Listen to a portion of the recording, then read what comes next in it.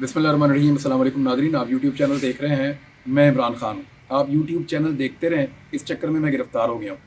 और हुआ ये है कि सारी सूरत-ए-हाल मैं आपके सामने रख देता हूँ, क्योंकि जब ये वीडियो आप देख रहे होंगे तो फिर मैं गिरफ़्तार हो चुका हूँगा, और अगर आप ये वीडियो नहीं देख रहे तो फिर मैं गिरफ़्तार नहीं हुआ। गिरफ़्तारी की वजह क्या है, मैं चीज़ें आपके सामने रख देता हूँ। जब से रिजीम चेंज ऑपरेशन हुआ तब से लेकर अब तक मैं कंटिन्यूसली आपको ख़बरें दे रहा हूँ। मैंने 4 मरतबा अपनी नौकरी गँवाई है। मुझे बहुत दफ़ा धमकियाँ दी गई हैं, बहुत दफ़ा ख़तरनाक नताइज के बारे में आगाह किया गया है, बुलवाया गया है। मैं मिलता भी रहा हूँ लोगों से, और लोग इस तरह की अजीबो-गरीब चीज़ें कहते भी रहे हैं मुझे।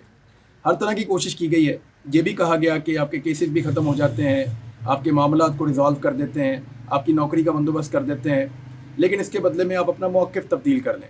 लेकिन रजीम चेंज ऑपरेशन के बाद से लेकर अब तक मैंने अपना मौक़िफ़ तब्दील नहीं किया, और अपना मौक़िफ़ ना तब्दील करने की मैंने बार-बार सज़ा काटी है। मेरे घर की दीवार की बैक साइड पे मेरे अम्मी-अब्बू के कमरे के पास लाकर बंदा गोलियां मार-मार के इन्होंने मारा, ताकि वो चिल्लाता रहे और हमारे घर के अंदर खौफ फैले। कभी ड्रोन भेज देते थे, कभी मेरा घर गिराने के लिए मशीनें भेज देते थे, हमारा सारा कारोबार बंद कर दिया। मेरे भाइयों को हरासा किया, मुझे हरासा किया, मेरी फैमिली को हरासा किया, और फैमिली को नुकसान पहुँचाने की धमकियाँ भी मुझे दी गई। और अभी भी जब इमरान खान साहब को गिरफ़्तार किया गया तो मुझे पाकिस्तान से बाहर जाना था, और मैंने अपने जाने का प्रोग्राम फ़ौरी तौर पे कैंसिल किया था, ये सोच कर के पाकिस्तान में हालात कुछ बेहतर हो जाएंगे तो उसके बाद मैं पाकिस्तान से बाहर जाऊंगा। लेकिन बजाय इसके कि कवरेज करने दी जाती, बजाय इसके कि बात करने दी जाती, पूरे पाकिस्तान में इंटरनेट सर्विसेज बंद कर दी गई हैं। मैं पिछले 2 दिनों से मुख्तलिफ इलाकों में घूमकर अपनी वीडियोज़ रिकॉर्ड कर रहा हूँ। कभी कहीं से रिकॉर्ड करते हैं जाके, कभी कहीं रिकॉर्ड करते हैं जाके, अपलोड कहीं और से करते हैं। तो यहाँ पे इंटरनेट की फैसिलिटीज़ भी मौजूद नहीं है, और दरबदर होकर हम अपना काम कर रहे हैं। दरबदर होने की वजह यह है कि हमारे घरों पे छापे मारे जा रहे हैं। मैं और मेरे साथी इस सिचुएशन को फेस कर रहे हैं लगातार। मेरे घर वालों को हरासा किया गया है, मेरे घर को 2 मरतबा घेरा गया है, और कोशिश की गई कि मुझे अरेस्ट कर लिया जाए। मैं ये चीज़ें इससे पहले वीडियोज़ में आपको इसलिए नहीं बता रहा था कि और बहुत बड़ी खबरें हैं जिनके बारे में मैं बात कर रहा था। तो मेरी इन्फॉर्मेशन के मुताबिक रायबंद से बाकायदा अहकामात जारी किए गए हैं कि हर हाल में मुझे गिरफ़्तार किया जाए, और पाकिस्तान में सोशल मीडिया तो पहले ही बंद है, तो ये आवाज़ें जो रह गई हैं उनको भी बंद कर दिया जाए, और जो बोलने वाले का हक है वो छीन लिया जाए। ये मैं बात करना चाहता हूँ, खबरें देना चाहता हूँ, और फिज़िकली तो मैं चीज़ें नहीं कर रहा, लेकिन मैं अपना एनालिसिस करता हूँ, खबरें देता हूँ, और मेरा एक मौक़िफ़ है रजीम चेंज ऑपरेशन के ख़िलाफ़, मेरा एक मौक़िफ़ है बंद कमरों में होने वाले फ़ैसलों के ख़िलाफ़, मेरा एक मौक़िफ़ है एस्टेब्लिशमेंट की सियासत में मुदाखलत के ख़िलाफ़। तो उसकी सज़ा तो मैं काटता हूँ, और लगातार काट रहा हूँ।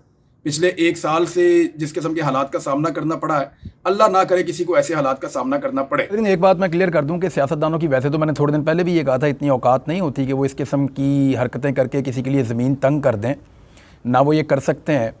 लेकिन क्योंकि एस्टेब्लिशमेंट के और सियासतदानों के इस वक्त मफादात मिले हुए हैं, तो एक दूसरे का बहुत ख्याल भी रख रहे हैं, एक दूसरे की ख्वाहिशात का एहतराम भी कर रहे हैं, और सियासतदान भी सहूलतकार बने हुए हैं।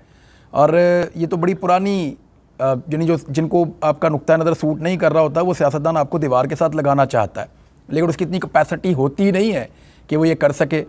लेकिन जिस तरीके से आजकल इस्टेब्लिशमेंट के और पीडीएम की हुकूमत के ताल्लुकात हैं, तो ये ऐसा करने की कैपेसिटी में आए हुए हैं फ़िलहाल।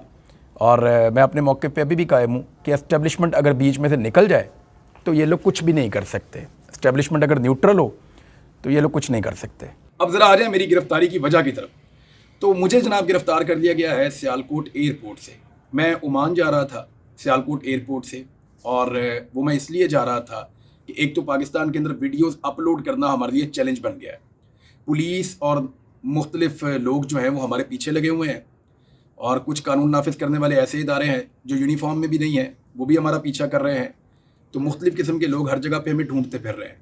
जहाँ जहाँ पे मैं हो सकता हूँ वहाँ पे सूंघा जा रहा है, वहाँ पे चेक किया जा रहा है। और अभी तक तो मैं गिरफ़्तार नहीं हुआ जिस वक्त मैं ये वीडियो रिकॉर्ड कर रहा हूँ, लेकिन जब आप ये वीडियो सुन रहे हैं तो मैं सियालकोट एयरपोर्ट से ओमान जाते हुए गिरफ़्तार हो गया हूँगा। और उसकी वजह ये है कि मैं बात करना चाहता हूँ, बोलना चाहता हूँ। हमने जब मशवरा किया, मैंने अपनी टीम के मेंबर से, बाकी दोस्तों से मशवरा किया, और बहुत सारे लोगों ने मुझे ये मशवरा दिया कि आपको बोलना ज़्यादा ज़रूरी है, फ़िज़िकल अपीयरेंस से ज़्यादा ज़रूरी है कि आप बोलते रहें, आपकी आवाज़ पहुँचती रहे, आपके ज़रिए से ख़बरें मिलती हैं, आपके ज़रिए से इन्फॉर्मेशन मिलती है। लिहाजा इन्फॉर्मेशन के हुसूल के लिए आपका बोलते रहना ज़रूरी है। और अगर पाकिस्तान में इसी तरह इंटरनेट बंद रहता है या गिरफ्तार कर लिया जाता है तो फिर आप बोल नहीं पाएंगे। और इसके बाद प्रोपेगेंडा किया जाएगा कि शायद मैं गिरफ्तारी अवॉइड करने के लिए पाकिस्तान से बाहर जा रहा था। तो प्रोपेगेंडा वो लोग करेंगे जिनका लीडर पाकिस्तान से भागा हुआ है, 4 साल से वापस आने का नाम नहीं ले रहा, उसके भाई की हुकूमत है, इसके बावजूद वो पाकिस्तान वापस नहीं आ रहा। और जहाँ तक गिरफ्तारी अवॉइड करने का मामला है, तो पिछली मरतबा जब एयरपोर्ट से मुझे रोका गया तो मैंने खुद पूछा था FIA से कि क्या आप मुझे गिरफ़्तार करेंगे, तो उसके बाद फिर मुझे गिरफ़्तार किया गया था। और मैंने किसी किस्म की मुज़ाहमत नहीं की थी, बल्कि मैं बहुत कोऑपरेट करके उनके साथ चला गया था। ये FIA वाले आपको गवाही देंगे। और इसके अलावा जब पुलिस मुझे गिरफ़्तार करने आई तो उस पुलिस वाले ने भी जिसको मैंने गिरफ़्तारी दी थी, हालांकि मेरे पास वहाँ पे ज़मानत मौजूद थी, अदालत ने मना किया हुआ था इस्लामाबाद की प्रेमिसेस में, लेकिन मुझे वहाँ से गिरफ़्तार किया गया।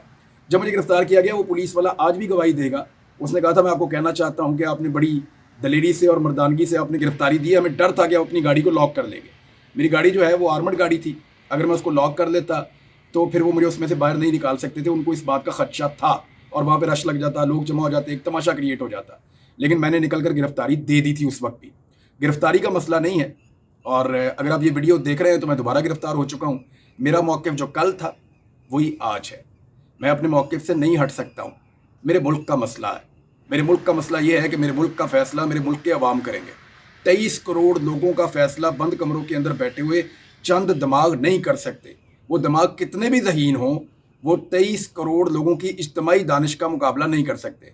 लिहाजा पाकिस्तान के मसाइल का वाहिद हल इलेक्शंस के अंदर है। अब जितना अरसा भी मैं अंदर रहूँगा, मेरी आवाज़ आपको सुनाई नहीं देगी। और इसी आवाज़ को बचाने के लिए मैं पाकिस्तान से बाहर जा रहा था, बिल्कुल वैसे ही जैसे शहीद अरशद शरीफ पाकिस्तान से बाहर गए थे।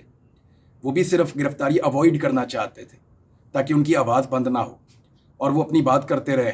आपको याद होगा उनकी शहादत वाले दिन सीनियर ऑफिसर्स ने एक प्रेस कॉन्फ्रेंस की थी, DGISPR ने और DGISI ने। उन्होंने उस वक्त भी कहा था कि अगर हम चाहते तो हम ना जाने देते। तो मैं नहीं जा पाया। इसका मतलब आप समझ जाएं कि वो लोग नहीं चाहते कि मैं ट्रैवल करूं। और मैं एक जर्नलिस्ट हूं, बोलना मेरा हक है। और मैंने आज तक कोई एक जुमला ऐसा नहीं बोला जिस पे ये कानूनी तौर पे मेरे खिलाफ कार्रवाई करें। मैंने जो बात की कानून और आइन के दायरे के अंदर रह कर की है। मेरी बात किसी को पसंद आए, किसी को ना आए। कल तक मेरी बात कुछ लोगों को सूट करती थी, आज कुछ और लोगों को सूट करती है। आज पाकिस्तान तहरीक इंसाफ को सूट करती है, वो बड़े खुश है। हो सकता है कल मेरी बात पाकिस्तान तहरीक इंसाफ को भी सूट ना करे और वो मेरे से नाराज़ हो जाएं। ये चलता रहता है, लेकिन सहाफ़ियों को बोलने का हक रहना चाहिए। मैंने थोड़ा अर्सा पहले एक तकरीर करते हुए भी यही कहा था कि ये आग आप सबके घर तक पहुँचेगी। मेरे घर तक पहुँची है। हमारा जीना हराम किया हुआ है, हम दरबदर हुए हैं, सिर्फ मैं नहीं मेरी फैमिली भी। और हालात यहाँ पे पहुँचे हुए हैं कि मुझे पाकिस्तान छोड़कर जाना पड़ रहा था जिस वक्त मुझे गिरफ़्तार किया हुआ है। और याद रखिएगा, मैं पाकिस्तान से 3 मरतबा पहले भी बाहर गया हूँ। अभी उम्रा करके आया हूँ। मुझे अल्हम्दुलिल्लाह मुझे सारी फैमिली कह रही थी कि पाकिस्तान वापस मत आओ, मैं वापस आया।